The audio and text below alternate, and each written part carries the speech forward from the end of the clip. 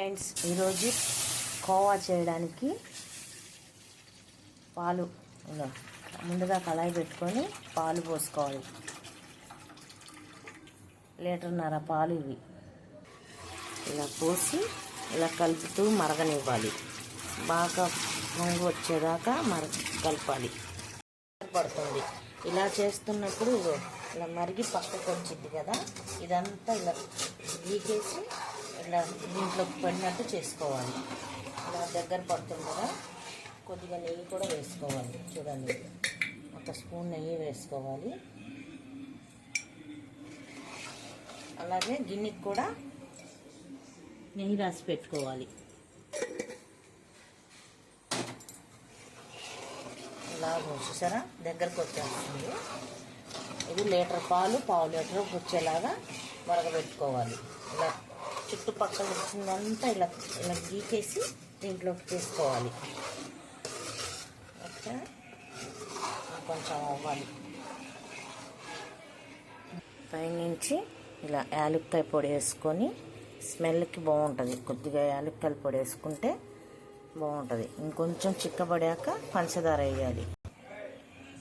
ఇలా చిక్కబడేటప్పుడు పంచదార వేసుకోవాలి. ఒక 50 గ్రామ్ లేదా 100 గ్రామ్ అంటే ఎక్కువ. దీనికి ఎక్కువ పంచదార అవ్వదు. అలా ఇది కలుపుకోండి. కొద్దిగా ఇలా కలుపుతూ దగ్గరకు వచ్చేస్తుంది. ఇలా సైడ్స్ ఉన్నదంతా తగిలిందంతా ఇట్లా తుడుచుకోండి. తుడిచేసి ఇలా చేసుకోండి.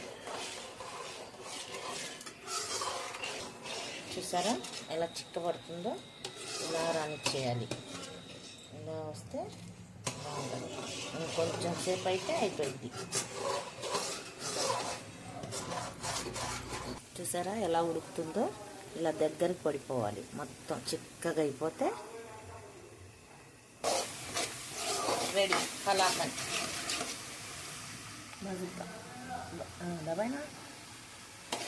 చూసారా, రెడీ అయిపోయింది కలాకండ్.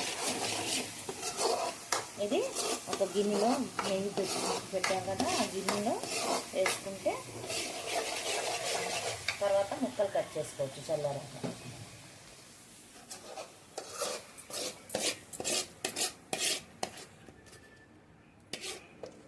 ఇలా తీసేసి